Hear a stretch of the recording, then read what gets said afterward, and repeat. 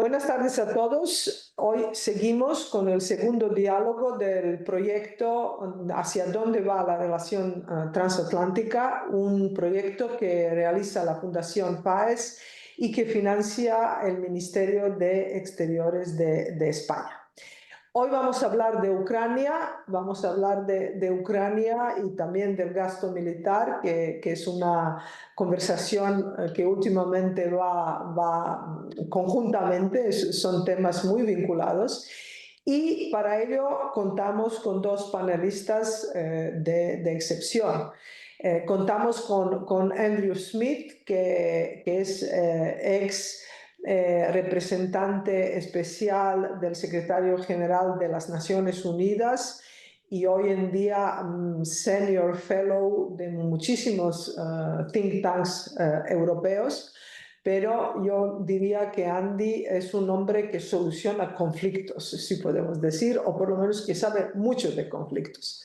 Nuestro segundo panelista es Nicolás Pascual de la Parte, es diplomático, es ex embajador de España en la OTAN, actualmente es coordinador del Partido Popular Europeo en la Comisión de Seguridad y Defensa del Parlamento Europeo, un hombre que sabe mucho de seguridad y defensa y, por supuesto, del conflicto que nos ocupa. Entonces, a los dos les voy a pedir que, en vuestra opinión, en qué punto estamos en el conflicto, en la guerra en Ucrania. Y cuando digo en qué punto me refiero, bueno, a tres niveles de conflicto: al nivel político, el nivel estratégico y en el nivel táctico. Andy, empezamos por ti hoy, ahora. Bueno, primero buenas tardes y muchas gracias por invitarme a este ilustre coloquio y debate con un admirado contertulio, el embajador de la Parte. ¿Dónde estamos en el conflicto de Ucrania siguiendo las tres directrices que has trazado en tu introducción? Pues estamos en lo que se denomina en general un posible punto de inflexión y una ventana de oportunidades, principalmente en el marco político por el evento que ha dominado la agenda este otoño-invierno en el panorama internacional, que son las elecciones americanas y la nueva administración Trump, que ha dado señales de que quiere, él mismo lo ha dicho, solucionar el conflicto en 24 o 48 horas y que tiene un plan de paz para solucionarlo en un mano a mano con el dictador ruso Vladimir Putin. Políticamente también estamos en una fase de apoyo a las tesis ucranianas, pero que no se traduce en ningún hecho real. El apoyo político no se traduce en hechos concretos.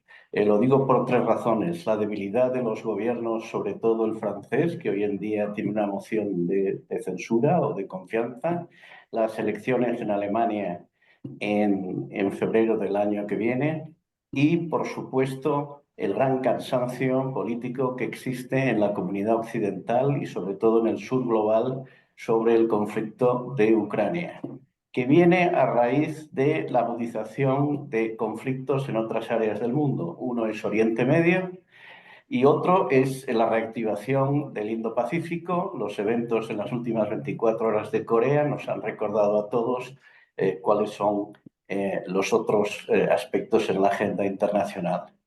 Para ser breve, militarmente estamos en una posición estática, muy parecida a la Primera Guerra Mundial en el año 16 o 17, pero con un deterioro claro de las posiciones ucranianas por ser el rival más débil y afrontar unos retos mucho más significativos en el campo de batalla. También hay debilidades por parte de la Federación Rusa, pero esas se han llevado más, dado que al ser una tiranía tiene una verticalidad de poder que reduce la disensión dentro de su país.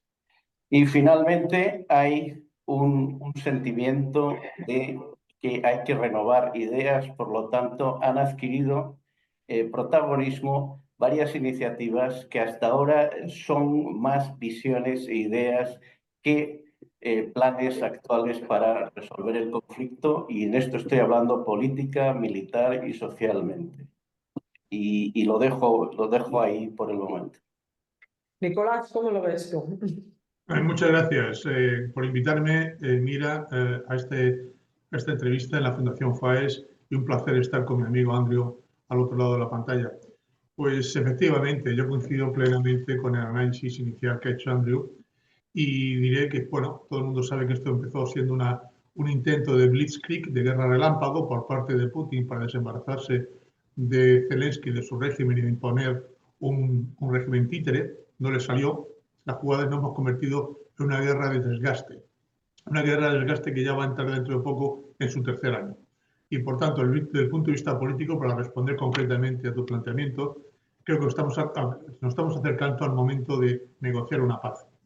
Claro que ese momento no es un momento, digamos, concreto, va a ser todo un proceso largo. En principio, supongo que habrá que acometer un alto el fuego, un cese de actividades y una especie de armisticio. Cuando caen las armas, si esto se produce, y es normal que se produzca después de la toma de poder de Trump el 20 de enero, según todos los análisis y las previsiones, después habrá que negociar muchos otros aspectos en un segundo momento, que será la neutralización o no de Ucrania, su incorporación o no a la OTAN, el establecimiento o no de tropas de interposición en la línea de contacto entre Ucrania y las zonas ocupadas por Rusia, etcétera, etcétera. Pero eso será una negociación que llevará semanas o meses. Por tanto, yo creo que nos estamos acercando desde el punto de vista político al punto del cese de las hostilidades, de que callen las armas y de crear un espacio para una negociación política a largo plazo. Evidentemente, esta negociación, los términos no los conocemos, pero tendrá que ser una negociación que acabe, que desemboque en una paz justa y sostenible, se suele decir.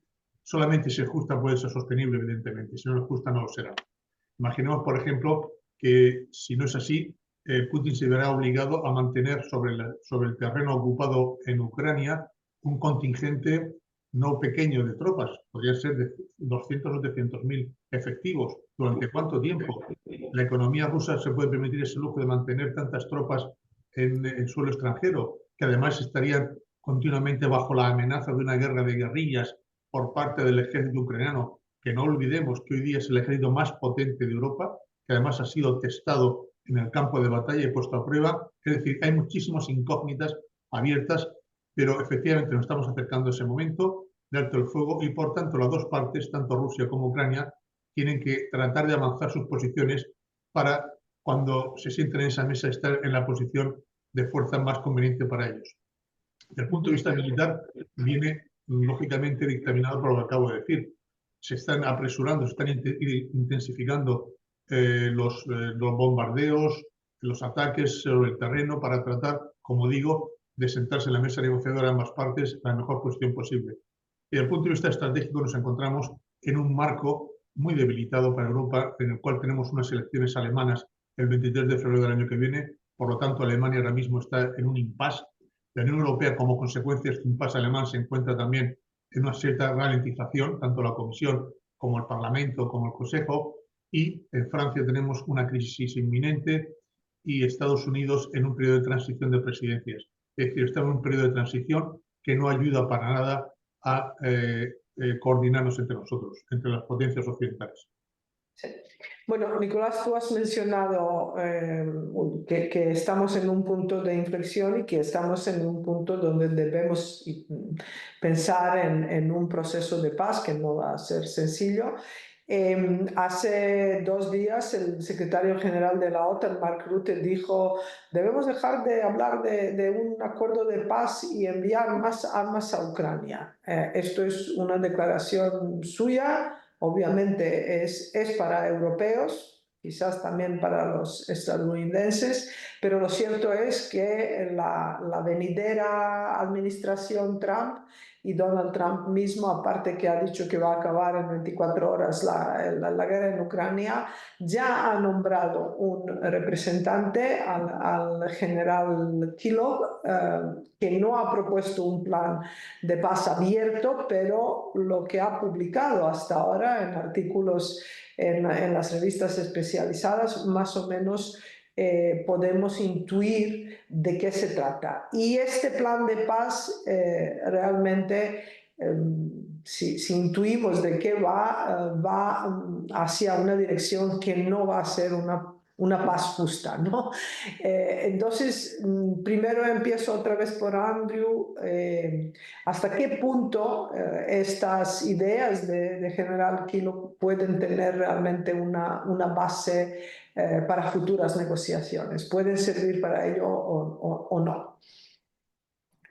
Sí, efectivamente. Como dije anteriormente y ha subrayado el embajador, estamos en una situación en que abre una ventana de oportunidad. Y por lo tanto, la nominación del general Kellogg, que estuvo ya de número 2 en el Consejo de Seguridad Nacional y dicen que ha sido uno de los pocos que han sobrevivido a la administración Trump 1 sin estar masacrado por su jefe, parece que tiene tracción en la administración americana. Dicho esto, su propuesta de paz es un trabajo hecho el 11 de abril en el America First Institute, que es básicamente un programa de intenciones en el cual tiene una visión de, primero, decir que la culpa del conflicto de Ucrania es producto de la debilidad de la administración Biden anterior. Segundo, que la agresividad de Rusia ha sido la causante de la guerra y por lo tanto hay que acomodarse a una posición que satisfaga a Rusia, que es una noción preocupante. Y tercero, que solamente una administración fuerte americana con un líder sólido como es Trump puede llevar un proceso de paz a un final feliz. Estos son una declaración de intenciones en el cual los detalles brillan por su ausencia.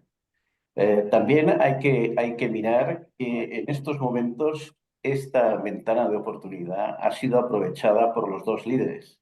En estos momentos Zelensky y Putin tienen la misma estrategia frente al plan de Trump. No quieren ser los primeros en descolgarse de un posible plan y se apuntan entusiásticamente, si existe esa palabra, a las posibles ideas que puedan venir, puesto que ellos temen que si se descuelgan del plan de Trump, al ser impredecible, como su carácter, puede hacer como se dice, madman strategy, la estrategia del loco, como hizo Nixon en las negociaciones de Vietnam, en las cuales Trump puede hacer una actuación que cambie radicalmente el tablero de juego. Ahí está las declaraciones que ha hecho el general Kellogg sobre la utilización de misiles ultrasónicos contra Nepo, en el cual él declaró que había que responder al farol de Putin sin temer a escalar el conflicto verticalmente en el uso de distintas armas y, por lo tanto, apoyando sorprendentemente la administración Biden en su utilización de armas de largo alcance que penetren en territorio ruso. Así que, por lo tanto, es un plan que está en su zona embriónica. Como dice todo el mundo, el diablo está en los detalles. El embajador antes declaró que hay muchos aspectos en los cuales hay que negociar, aspectos territoriales, aspectos de estructura, aspectos de formato, aspectos de agenda, de tiempo, cómo se articula un alto el fuego, cómo se articula un cese de hostilidades, dónde se va a hablar. ¿Será a nivel local? ¿Será a nivel nacional? ¿Será a nivel de conferencia internacional? Ninguno de estos detalles está sobre la mesa. Y al mismo tiempo ha habido una proliferación de planes de paz que han surgido desde varias direcciones. Existe el Instituto for the Study of Warfare, con una analista muy buena que se llama Jade McLean, que ha propuesto un plan de paz gradual basado en el precedente de Alemania Occidental y Noruega dentro de la OTAN en los años 50, con una fase graduada para la seguridad y la implementación del acuerdo, que para mí es el punto más importante. Asegurar a Ucrania cuál va a ser la garantía de que se cumpla el acuerdo. Y por lo tanto, la fase clave en la cual se va a articular todo un posible proceso de paz. Otros escenarios contemplan la solución coreana, un armisticio en el cual el conflicto se congela, y otra opción es el acuerdo tipo Cachemira o tipo Chipre, que es una separación de ambos contendientes con una fuerza de interposición. El problema ahí sería quién entra. Naciones Unidas, Ucrania no va a aceptar porque Rusia tiene veto. Será la Unión Europea. Los líderes europeos no están dispuestos a mandar soldados a interponerse entre rusos y ucranianos. Serán países tradicionales del mantenimiento de la paz como Uruguay, Irlanda, Indonesia, Nigeria, Pakistán, etcétera. Eso está por ver. Las opciones están en el aire y lo que sí ha lanzado la administración americana es que lo más claro es que hay un antes y un después. Ahora se marca una línea en la cual la administración Biden es culpable de todo lo que ha pasado hasta ahora. A partir de ahora, ellos toman el control y a ver cuánto dura el nivel de atención de la administración americana ante este problema. En mi humilde opinión, yo creo que no va a durar mucho porque, como se decía del zar Nicolás II, en la administración Trump, quienes son los más poderosos, pues es Trump y la última persona que habló con él. Así que en el momento en que se aburra del problema, pasaremos a otras zonas que les interesa más y reconozcámoslo todo, la obsesión de Trump en el campo internacional es China. Sí. Pero bueno, Nicolás, para ti realmente dos preguntas. La primera se refiere a lo que ha dicho Andy y cómo se ve esto desde la Unión Europea. Tú estás en Bruselas, además ocupándote de un trabajo muy, muy importante. Pero antes de ello me gustaría aquí subrayar y acordar que realmente parece que nos hemos olvidado de las cartas que el Kremlin había enviado en diciembre de 2021, donde Rusia proponía una reconfiguración de la estructura de seguridad y defensa europeas. Ucrania es un instrumento de revisionismo y revanchismo ruso, pero su objetivo al fin y al cabo no es solo convertir Ucrania en un estado fallido, sino sobre todo volver a ser la clave del equilibrio de poder y de la estructura de seguridad y defensa en Europa, como lo ha sido durante la Guerra Fría junto con los Estados Unidos. Entonces, hablamos de unos planes de paz, pero yo creo que Rusia en este momento no tiene un gran interés de negociar y sobre todo su objetivo no es un plan de paz en Ucrania, sino un acuerdo mayor al estilo de acuerdos de Yalta después de la Segunda Guerra Mundial, de reparto de zonas de influencia y al final un nuevo papel de Rusia en la estructura de seguridad y de europeas. Entonces, estas dos cuestiones, la pregunta también puede referirse a Andy luego, pero las propuestas de acuerdos de paz, posibles acuerdos de paz de Ucrania, pero sobre todo desde Europa, cómo se ve esta exigencia de Rusia de reconfigurar de nuevo la estructura de seguridad y defensa europeas.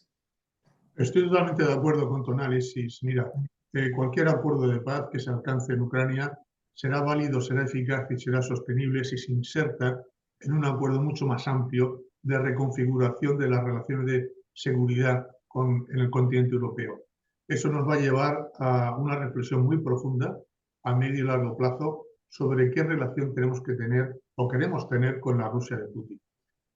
Si Putin invadió Ucrania fue porque Occidente, la OTAN y la Unión Europea no fuimos capaces de oponer una disuasión suficientemente fuerte, una deterrence que dirían los anglosajones, ¿verdad?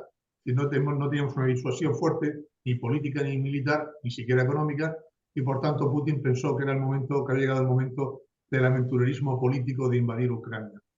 Por eso, antes de ir más adelante, teníamos que ponernos de acuerdo, con carácter previo, los occidentales, y cuando digo los occidentales me refiero a la OTAN y a la Unión Europea, sobre qué relación queremos mantener con la Rusia de Putin una vez que finalice el conflicto en Ucrania. Una relación de containment, de contención, que es la que se tuvo durante la Guerra Fría, después del famoso telegrama largo del embajador de Estados Unidos en Moscú, George Kennan, a Truman, que fue una estrategia de éxito, como se demostró durante la Guerra Fría, que la ganó Occidente, una estrategia de diálogo crítico, que es la que tenía la Unión Europea antes de la invasión con Ucrania, de identificar terrenos de colaboración posible con Rusia, de cooperación y mantener un diálogo crítico en las demás áreas que en Europa se habían distribuido en 4 cestos famosos. Pero eso era un modus vivendi, no era una estrategia comprensiva. Vamos a la confrontación directamente con Rusia en todos los terrenos, sería otra opción, evidentemente. Vamos a mantener el status quo, business as usual. Es decir, tenemos que decidirnos qué relación Occidente quiere mantener con Rusia para estabilizar Europa y para crear una nueva arquitectura de seguridad en Europa. Y eso llevará mucho tiempo, seguramente. Por mucha prisa que quiera tener Trump, eso nos llevará mucho tiempo a todos. Eso por un lado. El segundo, lo que tú me decías, que era la temperatura, la opinión que se observa aquí en Bruselas con respecto al conflicto en estas fases. Aquí lo que existe es una grandísima preocupación de cómo se termine este conflicto, porque si la percepción generalizada en el mundo es que Putin se ha salido con la suya, entonces será un acicate, una invitación a todos los autoritarios, los dictadores, los sátrapas en el mundo, que son muchos, para pasar a la acción y a través de la fuerza militar, de la violencia militar, conseguir objetivos políticos, ya sea cambiar las fronteras internacionalmente reconocidas, ya sea acabar con el vecino, establecer un gobierno títere, es decir, que la violencia resulta beneficiosa, efectiva en las relaciones internacionales, algo que habíamos proscrito después de la Segunda Guerra Mundial y con la fundación de Naciones Unidas y con la Carta de Naciones Unidas. Eso sería demoledor, sería convertir al mundo de nuevo en una carrera por quién se hace con mayor fuerza militar para conseguir objetivos políticos, dado que Putin ha demostrado que se puede hacer. Otra preocupación no menor es el fin de todo el tratado o todo el acuerdo de no proliferación nuclear. Acordémonos que cuando se disuelve la Unión Soviética por implosión en diciembre de 1991, las armas nucleares estaban distribuidas en la Federación Rusa actual, en Kazajstán y en Ucrania. Estos 2 últimos países accedieron a ceder sus armas nucleares a Rusia a cambio de un acuerdo internacional de garantías a su seguridad.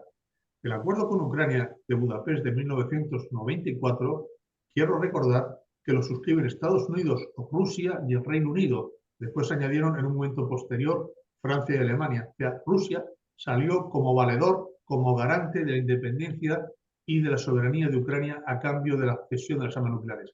Todo el mundo ha visto que esos acuerdos no valen para nada, que son papel mojado. Por tanto, la lección que todo el mundo sacaría es: si tienes armas nucleares, no se te ocurre entregarlas, bajo ningún concepto, quédate con ellas. Y si no las tienes, hazte con ellas lo más rápidamente posible para que nadie pueda invadir tu país. Es decir, las consecuencias de una paz impuesta por Putin o que se perciba que ha ganado Putin serían demoledoras para el orden internacional y para todo el sistema de no proliferación nuclear. Entraríamos en aguas, en uncharted waters, en parámetros totalmente desconocidos, pero mucho más peligrosos, por supuesto. Andy, yo sé que tú eres un fan de hablar de armas nucleares. ¿Algo que añadir? Eres experto en ello, por lo que si quieres añadir algo, ahora es el momento.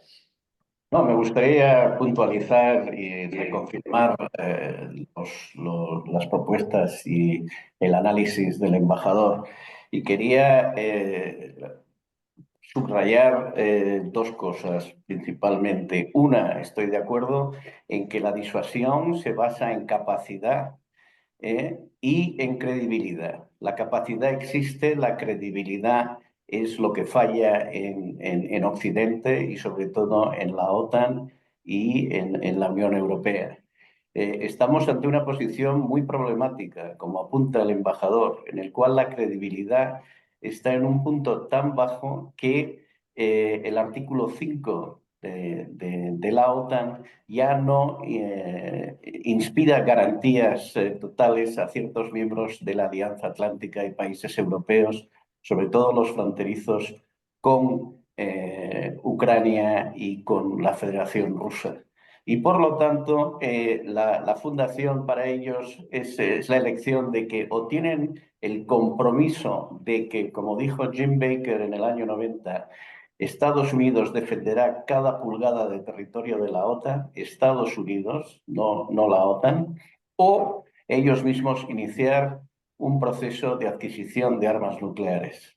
En el momento en que fracase o un tratado de paz dé la ventaja absoluta a Putin o tenga la percepción de que ha funcionado su estrategia, esperemos que países como Polonia, Rumanía y posiblemente Suecia inicien un proceso de adquisición de armas nucleares porque no van a ser creíbles que si Estados Unidos no está dispuesta a garantizar, las otras potencias del continente, Francia y Gran Bretaña, no inspiran ninguna confianza ante el temido arsenal ruso. Luego hay varias cosas que tenemos que analizar. Nos estamos siempre, desde hace 3 años y quizá anteriormente, mirando siempre en el espejo. Hacemos políticas que a nosotros nos disuadirían o nos causarían daño y modificarían nuestro comportamiento. Esto no es así, es interesante, pero lo que hay que trazar y esbozar son políticas que cambien la mentalidad de Putin y que cambien el comportamiento de Rusia para conformarse y trabajar. Los rusos en el pasado han modificado su comportamiento ante realidades que afectan la estabilidad o la supervivencia de su régimen. Acordémonos en 1904-1905, la guerra contra Japón, en la cual, ante la derrota de sus ejércitos y el hundimiento de su flota, el régimen del zar tenía revueltas dentro de su país y Sergius Witte fue mandado a hacer la paz. Acordémonos de la época con Alemania imperial en 1917, que amenazaba al gobierno recientemente de la Revolución de Octubre, y que Lenin se vio comprometido a perder el poder y firmó la paz de Brest-Litovsk, que ha sido la peor paz firmada por los rusos hasta entonces, posiblemente hasta que la Federación Rusa, o sea, la Unión Soviética, se disolvió en 1991. Así que hay maneras de modificar el comportamiento ruso, solo que nosotros posiblemente, y ahí es la pregunta que haría yo, ¿qué está dispuesto Occidente o la Unión Europea a sacrificar y a actuar y cambiar su modificación para implementar una política de disuasión y contención del régimen ruso? Y luego miremos los objetivos de Putin. Putin y Rusia desde posiblemente el año 2007, pero yo creo que desde la guerra de Irak en el 2003, está convencido de que quiere restaurar el panorama estratégico y el poder de la antigua Unión Soviética y el Imperio Romanov. Y su sueño no es negociar con la Unión Europea. La Unión Europea para él es un inconveniente. Su sueño en realidad es volver a la infraestructura de Teherán y Yalta y crear una troika global, o sea, sentarse con Trump y Xi Jinping en Ginebra o en Singapur o en donde sea, y entre ellos resolver los asuntos globales y retornar a Rusia en el papel que él cree que merece como una de las grandes potencias con su esfera de influencia para decidir los destinos de la humanidad. Entonces, ante este planteamiento, lo que tenemos que formar es cómo podemos convencer a una persona así de que se siente y se vuelva a negociar, o si lo que queremos es ganar tiempo para rearmarnos, conseguir que una política de defensa europea y occidental resuelva los problemas que tenemos y afrontar dentro de 2, 3, 4, 5 años una política de contención más creíble ante la amenaza rusa. Bueno, es que Andy ha planteado varias preguntas que creo que Nicolás nos puede ayudar a responder a ellas, ¿no? Me quedo por lo menos con dos. ¿Qué está dispuesto Occidente y, bueno, los países que forman parte de la relación transatlántica, pero teniendo en cuenta que la administración Trump va a llegar al poder a partir de 20 de enero, la Unión Europea probablemente tendrá que tener un papel mayor en garantizar seguridad para Ucrania, no solo en la ayuda humanitaria y posible reconstrucción. Entonces, ¿hasta qué punto realmente la Unión Europea está dispuesta a mojarse por Ucrania, si me permiten esta expresión? Quizás la pregunta, mira, no sea hasta qué punto, sino si estamos a tiempo todavía. Es decir, hemos perdido tanto tiempo que aunque yo creo que ahora sí existe el convencimiento colectivo de que tenemos que ponernos las pilas para entendernos, que crear nuestro polo defensivo en Europa, nuestra base tecnológica e industrial europea, nuestro pilar europeo dentro de la OTAN, aumentar nuestros presupuestos de defensa, no está claro que lleguemos a tiempo. Hemos perdido muchísimo tiempo, no hicimos caso a las muchas señales que nos dio Putin de sus designios imperiales revisionistas que cuestionaban el orden internacional.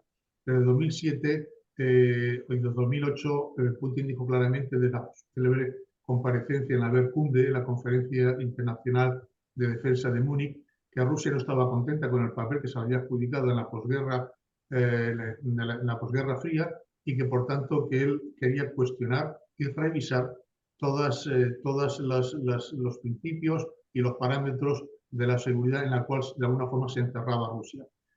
No lo creímos entonces, no lo creímos suficientemente, después lo demostró en Georgia en 2008, cuando invadió el país, se quedó con Abjasia, se quedó con los sitios del sur, después se hizo la tercera guerra con los chechenos, después en 2014 ocupó la península de Crimea de una forma incruenta pero militar, y solamente fuimos capaces de oponerle un sistema de sanciones económicas muy leve, que al cabo de unos meses sorteó, y ahora tenemos la coyuntura de que tenemos que realmente responder rápidamente con unos medios que no tenemos. No tenemos unos medios militares, unos medios estratégicos suficientes para oponernos a Rusia solamente si no contamos con los Estados Unidos de América.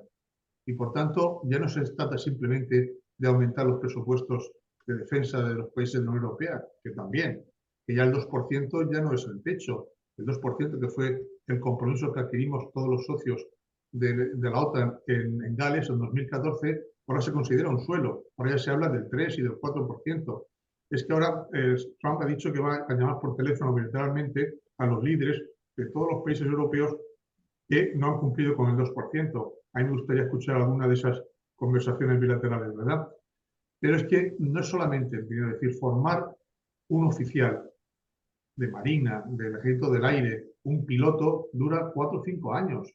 Aunque tuviésemos los equipos, los recursos materiales, no tenemos personal suficiente.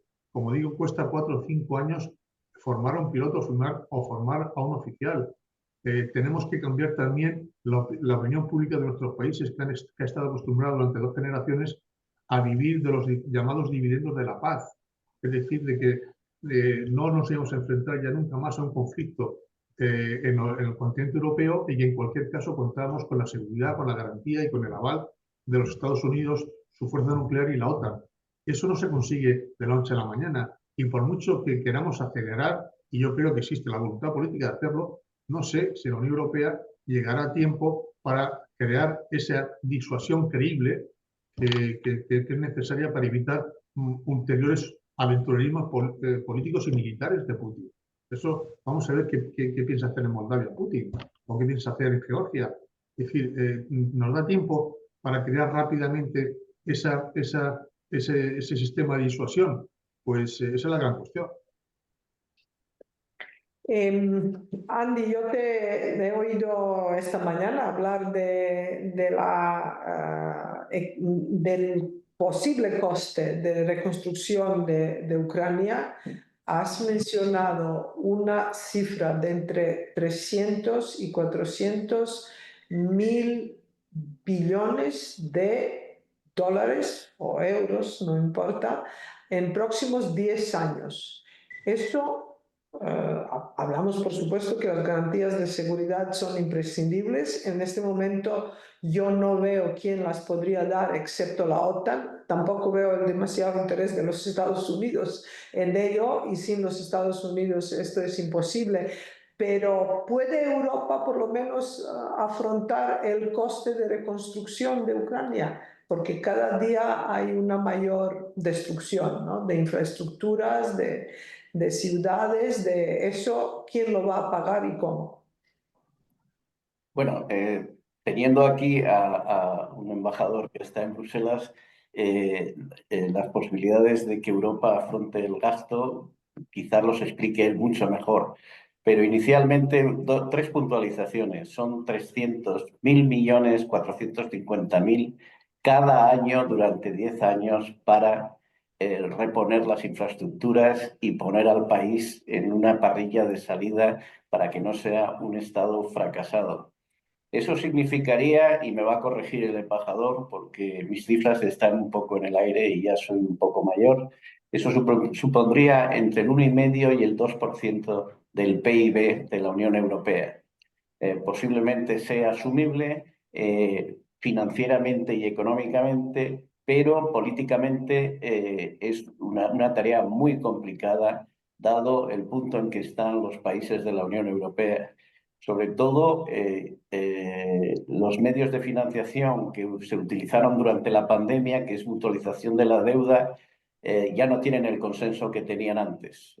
Hay países como Holanda, Alemania, que han dicho que eso fue una situación única y no están de acuerdo en las propuestas de Francia y lo que llaman el Club Mediterráneo y algunos países de hacer esta manera de financiarlo. Otra manera de financiarlo es extender la deuda general nacional de cada país. Es ahí el país más importante, Alemania, tiene las manos atadas por el Tribunal Constitucional y sus restricciones financieras para los presupuestos, y ya han avisado a los demás países que tienen que recortar 60.000 millones en los próximos años y que no cuenten con ellos para financiar proyectos y que hay que mirar hacia recortes.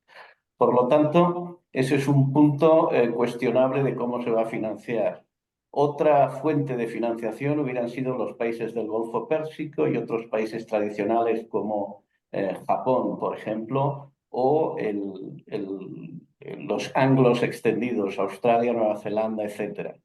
Los países del Golfo están muy pendientes de la situación en la guerra de Israel con Palestina en Gaza y la reconstrucción que puede tener la ocasión en el Líbano, en Gaza, etcétera, y esa va a ser su prioridad.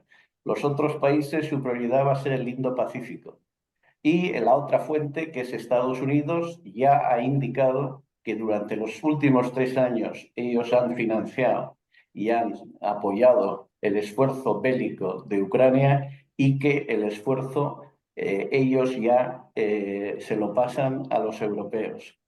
Entonces, ahí hay un gran problema sobre este aspecto que sería crucial en cualquier tratado de paz que tenga a ojos vista la supervivencia de un Estado ucraniano de alguna manera viable en el futuro, pasando por alto las consideraciones adicionales del coste de la seguridad y del coste de el desastre humanitario. Ahí me corregirán, habrán entre 3 y 4 millones de ucranianos que posiblemente tengan que volver a su país para ayudar a la reconstrucción, el déficit demográfico y sobre todo el increíble daño a toda la infraestructura social del país, que van a llevar unos costes parecidos a los que tuvo Alemania en los años 20, por ejemplo, después de la Primera Guerra Mundial. Pensiones de viudedad, pensiones de heridos, gastos sanitarios, etc. Y lo dejo ahí por si no, a lo mejor quieren que sigamos hablando de otros costes. Nicolás, ilumínanos desde Bruselas. ¿Cómo lo No sé, ves? yo creo que el coste económico no sería inasumible para Europa. Europa, entre otras cosas, porque incluso si se barajan las cifras de 300.000 millones, eso es el 0,3 del presupuesto europeo, es 1.047.000 millones y el presupuesto europeo es el 1% del PIB. Luego 300.000 no sería el 0,3, son cantidades asumibles, razonables. El problema no sería financiero, porque además le estamos dando a Ucrania, le hemos dado ya el estatuto de candidato y de hecho ya los ucranianos se benefician de muchos programas europeos como país candidato que son. Por otro lado, se podría acelerar el periodo de transición, el periodo de negociación de los famosos 33 capítulos que hay que negociar con cualquier país candidato. Y existe la voluntad política de hacer una excepción, digamos, histórica con Ucrania para acelerar, como digo, todo el periodo de negociación y de acceso. El problema no sería financiero, el problema es la garantía de seguridad. O sea, Ucrania no se fía ya absolutamente más que de su ingreso en la OTAN para sentirse segura de que no va a ser objeto de un nuevo ataque, de una nueva guerra por parte de Putin. Y eso, sin embargo, no se lo podemos ofrecer. Y claro, eso es lo que intentamos sustituir con garantías bilaterales, con acuerdos bilaterales que estamos firmando todos los estados grandes, empezando por Estados Unidos, por el Reino Unido, por Alemania, por Francia, por Italia, por España, con acuerdos bilaterales de garantía. ¿Que es mejor que nada? Por supuesto, pero que ni a Zelensky ni a los ucranianos les basta. Lo único que y es su obsesión, es que nos ofrezcamos, le abramos la puerta a la Alianza Atlántica y eso de momento no lo podemos hacer.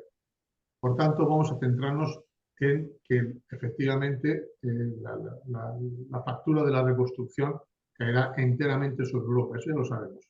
Toda la reconstrucción va a caer sobre Europa, pero no desde el punto de vista de una transferencia masiva de capitales, sino de una aceleración de Ucrania para su incorporación a la Unión Europea y que pueda beneficiarse de todos los fondos y de todos los mecanismos, de la política agrícola común, del fondo de cohesión, de los fondos regionales, etcétera, etcétera. Eso sería asumible, entre otras cosas, porque tampoco nos quedan muchas alternativas. O es eso y fijar la población en Ucrania, o si no es eso, tenemos que hacer frente ya no a 2 o 3 millones de migrantes, sino a 6, 7, 8 o 9 millones de migrantes hacia Europa Occidental, básicamente hacia Alemania, pero no solamente hacia Alemania. Y eso es más caro y más inasumible desde el punto de vista financiero y sobre todo desde el punto de vista social. Es decir, ¿la reconstrucción de Ucrania recaerá sobre los hombros de Europa? Sí. ¿Tenemos la capacidad financiera del Club Europeo de gestionar esto? Sí, la tenemos. ¿Tenemos instrumentos previstos? Sí. El periodo de adhesión rápida que permita a Ucrania beneficiarse de los múltiples mecanismos de solidaridad que es la Unión Europea, más alguno más. Pero eso, como digo, no le basta a Ucrania y a los ucranianos porque le falta la garantía de seguridad. Y esa a los europeos no se la podemos dar. No la podemos Sí. dar y la única manera de conseguirlo es la Alianza Atlántica, pero en este momento, y esto sí que se ha dicho abiertamente, que no hay un consenso de invitar a Ucrania y además un país que no controla todo su territorio sería imposible admitirlo. Pero tú, Nicolás, ¿cómo veis? Y con esto acabamos. ¿Un día Ucrania será miembro de la Alianza Atlántica? Yo deseo que sí, de verdad, espero y confío en que así lo sea. Ucrania pertenece a la familia europea y occidental, eso está claro. Además, todo país independiente y soberano como es Ucrania tiene y debe tener la libertad reconocida en la Carta de Naciones Unidas de sumarse a las asociaciones de los organismos internacionales de seguridad, de defensa económicos que estime oportuno y conveniente, faltaría más. Es un atributo de la soberanía. Ahora bien, la geografía, la geopolítica, también manda en las relaciones internacionales, como sabemos todos. Y Ucrania está en el mapa donde está. Y por tanto, tendrá de momento, en ese sentido, una soberanía limitada, como se solía decir en épocas de Brezhnev y de la Unión Soviética, con respecto a los países del Pacto de Varsovia. Nos acordaremos que se hablaba de la opción de Brezhnev, que no era otra que la soberanía limitada de los países miembros del Pacto de Varsovia que no podían mantener las relaciones internacionales que ellos quisieran, sino aquellas que les autorizaba Moscú. Pues sin caer en ese cinismo absoluto, lo que está claro es que Ucrania de momento no puede entrar en la OTAN. Una vez que cesen las armas, que haya un cese de hostilidades y que se llegue a un acuerdo de paz, pues sería el momento efectivamente de ofrecerle esa perspectiva, ese horizonte, que en cualquier caso no sería para pasar mañana ni para después, sino para medio plazo. La Unión Europea sería una incorporación relativamente rápida, no traumática para la Unión Europea, porque, insisto, tenemos capacidades suficientes, financieras y económicas para absorber el shock, pero las garantías de seguridad que son definitorias y esenciales para Ucrania, la Unión Europea sola no se la puede dar sin Estados Unidos y sin la OTAN. Y ese es el gran problema del proceso de paz. Dicho esto, no quisiera dejar de reseñar una cosa muy importante, que en la mesa de negociación tiene que estar la Unión Europea. No podemos dejar de estar ahí cuando vamos a ser nosotros los que vamos a pagar la factura de la reconstrucción y de la reconciliación. Si vamos a ser los paganinis, tenemos que estar como mínimo en la mesa de negociación, porque como se suele decir, cuando los grandes se sientan alrededor de la mesa, si no eres miembro de los comensales, que es parte del menú, ¿verdad? Pues aquí es igual, es decir, no podemos permitir que los Estados Unidos, Rusia y eventualmente China lleguen a un acuerdo por encima de nuestras cabezas. Eso es algo que yo creo que Zelensky lo tiene claro y la mayor parte o la inmensa mayoría de la élite ucraniana también, que ha de contar con nosotros. Yo creo que Europa tiene mucho que ofrecer en cualquier marco de negociación hacia una paz sostenible, justa y financieramente sostenible. Andy, ¿algo que añadir? No, primero es muy esperanzador y refrescante la contestación que ha hecho el embajador a sus propias preguntas sobre la financiación y las posibilidades de Europa de ser un componente activo de un proceso de paz y una solución al problema ucraniano. Yo añadiría una pregunta más que quizá para mí es la crucial. ¿Crees que hay una voluntad política en Europa de implementar estas visiones y esta estrategia? ¿Y hay una voluntad política de transferir más competencias de los países miembros a las instituciones comunitarias para tener una política más efectiva y creíble de defensa y seguridad europea? Quiero creer que sí. De hecho, ya hemos dado algunos pasos adelante que son significativos, no definitivos, pero significativos.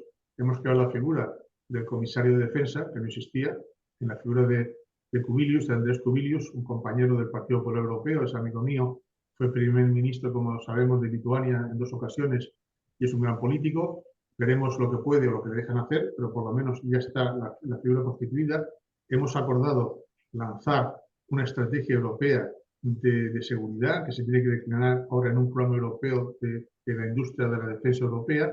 Como dije antes, lo que nos falta es un poco de tiempo, de perspectiva, porque esto no se puede hacer de la noche a la mañana por mucho dinero que se quiera poner en la defensa. Necesitamos unos plazos de entrenamiento y de formación de personal, pero ¿existe la voluntad política? Sí, existe la voluntad política. La capacidad de implementación depende de nosotros y de nadie más. Y ya veremos cuál es el resultado de las elecciones en Alemania, ya veremos lo que pasa en Francia, pero depende de nosotros. No tenemos que mirar a nadie ni a ningún sitio. Pero yo creo que esta vez, al menos el clima que yo percibo aquí en Bruselas, es que existe un consenso generalizado de que han cambiado las reglas del juego, han cambiado los parámetros, ha cambiado el paradigma de seguridad en Europa y por tanto tenemos que estar a la altura de los retos y de las amenazas. Si no lo hacemos ahora, no podremos culpar a nadie más que a nosotros mismos. Bueno, me parece un punto redondo, como diríamos, para acabar esta conversación.